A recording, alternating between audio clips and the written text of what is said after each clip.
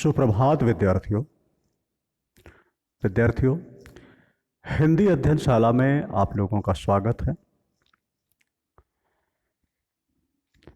विद्यार्थियों, हिंदी अध्ययन में शामिल होने के लिए पठन सामग्री का होना आवश्यक है। यदि आप लोग पठन सामग्री नहीं लाए हैं तो वीडियो को यहीं पर रोककर पठन सामग्री लाएं और उसके बाद फिर अध्ययन में शामिल हों। विद्यार्थियों, आज हम पाठ 4 अव्यय या अविकारी शब्द क्रिया विशेषण नामक पाठ का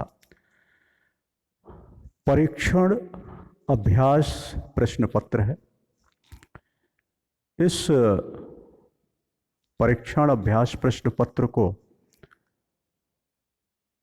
आप लोगों को अपनी हिंदी व्याकरण की नोटबुक में प्रश्न और उनके उत्तर लिखना है, लेकिन शर्त यह है कि ईमानदारी के साथ जो भी अभ्यास प्रश्न पत्र में प्रश्न दिए गए हैं उन प्रश्नों के उत्तर कहीं से भी देखे बगैर आप लोग अपने आप लिखें। जो आपने पढ़ा है, समझा है, सीखा है, जाना है, उसके आधार पर इन प्रश्नों के उत्तर स्वयं लिखें। लिखने के बाद चाहे तो आप उत्तरों का मिलान अपने नोटबुक से कर सकते हैं, अन्यथा ना करें। अगले दिन की पाठ्य योजना में जब आपको इन प्रश्नों के उत्तर बताए जाएंगे उस समय मिलान करें और अपना मूल्यांकन करें कि आपने कितना सीखा है, कहाँ पर कमी है, आपको उन कमियों को किन किन जगहों पर कमी है, उन कमियों को दूर करना है। तो बिना कहीं से उत्तर देखे बगैर आप इन प्रश्नों के उत्तर अपने आप लिखें। जो नहीं आता है उसके लिए परेशान ना हो। जरूरी नहीं आपको सभी प्रश्नों के उत्तर आए। हो सकता है किसी प्रश्न का उत्तर ना आ रहा हो, और उत्तर नहीं आ रहा तो ये कोई गलत बात नहीं है, स्वाभाविक है। उत्तर ना आना स्वाभाविक होता है, ठीक है। तो इससे हमें पता चलेगा कि हमने कितना पढ़ा है, ठीक है। तो यहाँ पर जो भी परीक्षण अभ्यास प्रश्न पत्र में जो भी प्रश्न होंगे उन सभी प्रश्नों के प्रश्न और उनके उत्तर आपको अपने हिंदी व्याकरण की नोटबुक में लिखना है। आइए आगे बढ़ते हैं। यहाँ पर 1 से 3 तक प्रश्न दिख रहे हैं। पहला प्रश्न है, निम्नलिखित क्रिया विशेषण शब्दों का प्रकार लिखो। पहले प्रश्न में कुछ क्रिया विशेषण शब्द आपको दिए गए हैं, उन क्रिया विशेषण शब्दों का प्रकार लिखना है कि वो किस प्रकार का क्रिया विशेषण शब्द है। क्रिया विशेषण के प्रकार आप लोगों ने पढ़े हैं, तो उन्हीं प्रकारों के उदाहरण शब्द हैं ये। अब आपको पहचानना है कि कौन सा शब्द किस प्रकार का क्रिया विशेषण है और वो आपको उत्तर में लिखना है। पहला शब्द है परसों, दूसरा है ऊपर, तीसरा है निसंदेह, चौथा है थोड़ा और पांचवा शब्द है तेज। तो ये 5 शब्द दिए गए हैं। इन 5 शब्दों के आपको क्रिया विशेषण का प्रकार लिखना है, ठीक है। दूसरा प्रश्न है, निम्नलिखित क्रिया विशेषण शब्दों का प्रयोग करके वाक्य बनाएं। विद्यार्थियों, यहां पर आपको कुछ क्रिया विशेषण शब्द दिए गए हैं, उन क्रिया विशेषण शब्दों का प्रयोग करके वाक्य बनाना है, यानी वाक्य प्रयोग करना है। तो पहला शब्द दिया हुआ है कभी कभी, दूसरा शब्द दिया है सर्वत्र, तीसरा शब्द दिया है, यहां पर तीसरा शब्द गलत लिखा हुआ है, इसके स्पेलिंग गलत है। तो शब्द है सहसा, यहां सहरसा लिखा है, तो सहरसा नहीं है, सह सा।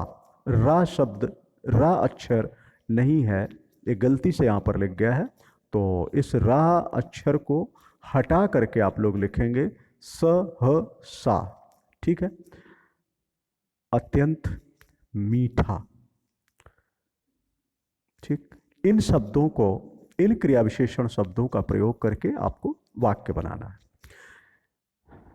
तीसरा प्रश्न है, निम्नलिखित क्रिया विशेषण शब्दों में से मूल एवं यौगिक क्रिया विशेषण शब्द अलग अलग लिखो। विद्यार्थियों, ये जो क्रिया विशेषण शब्द दिए हैं इनमें मूल क्रिया विशेषण शब्द कौन है, यौगिक क्रिया विशेषण शब्द कौन है, ये आप लोगों को पहचानना है और पहचान करके अलग अलग लिखना है। आप उत्तर में 2 कॉलम बना लीजिए, एक तरफ मूल क्रिया विशेषण, दूसरी तरफ यौगिक क्रिया विशेषण, और जिस कॉलम के लिए जो उचित शब्द है उसको उत्तर में लिख दीजिए। तो शब्द हैं यहां पर पीछे, सदा, सच सच, ठीक ठाक, यहीं कहीं, जरा, हमेशा, अब। इन शब्दों में कौन मूल क्रिया विशेषण शब्द है, कौन सा यौगिक क्रिया विशेषण शब्द है, आपको सारणी बना करके अलग अलग उसमें लिखना है। ठीक है। ध्यान दें, नोटबुक में प्रश्न और उत्तर आपको दोनों लिखने हैं। अगला प्रश्न है, चौथा प्रश्न, निम्नलिखित प्रश्नों के उत्तर एक शब्द में लिखें।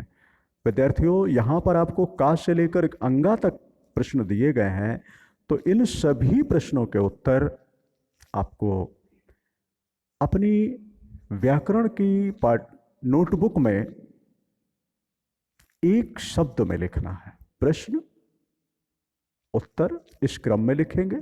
उत्तर एक शब्द में होगा, पूर्ण वाक्य में नहीं लिखना है, एक शब्द में उत्तर लिखना है। ठीक है। पहला प्रश्न है का नंबर प्रश्न है, जिन शब्दों में किसी भी प्रकार का बदलाव नहीं होता उन शब्दों को क्या कहते हैं। ठीक है। आपको उन शब्दों का नाम लिखना है, वो कौन सा शब्द होता है जिनमें किसी भी प्रकार का बदलाव नहीं होता है।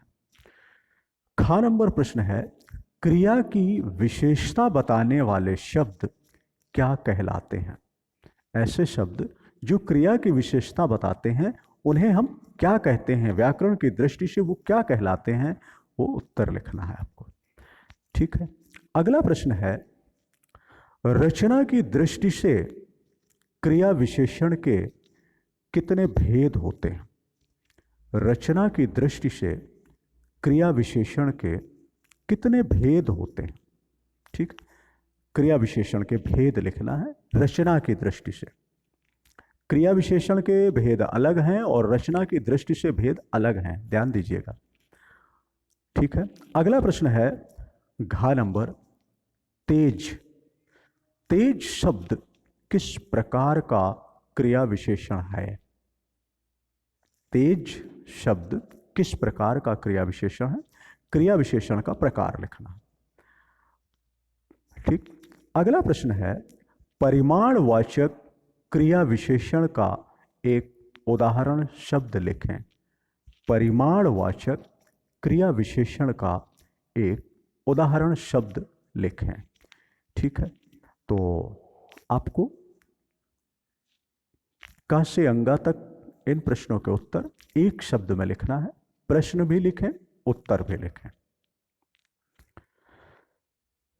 विद्यार्थियों, अगला प्रश्न है, पांचवा प्रश्न, निम्नलिखित प्रश्नों के उत्तर एक वाक्य में लिखो। आपको यहां पर जो का से अंगा तक प्रश्न दिए हुए हैं, इन सभी प्रश्नों के उत्तर आपको एक वाक्य में लिखना है, यानी पूरे वाक्य में उत्तर लिखा जाएगा। ठीक है। प्रश्न भी लिखेंगे, उत्तर भी लिखेंगे। और ध्यान दीजिए, प्रश्न और उत्तर ये हेडिंग भी लिखेंगे। ठीक है। का नंबर प्रश्न है, यौगिक क्रिया विशेषण किसे कहते हैं। यौगिक क्रिया विशेषण किसे कहते हैं? ठीक है। ख नंबर प्रश्न है, परिमाण का क्या अर्थ है?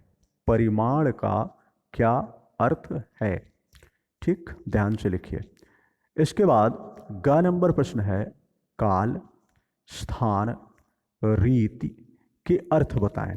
काल का क्या अर्थ होता है, स्थान का क्या अर्थ होता है, रीति का क्या अर्थ होता है, ये आपको अर्थ बताने हैं। घ नंबर, निरंतर, बाहर, शायद किस क्रिया विशेषण के उदाहरण शब्द हैं?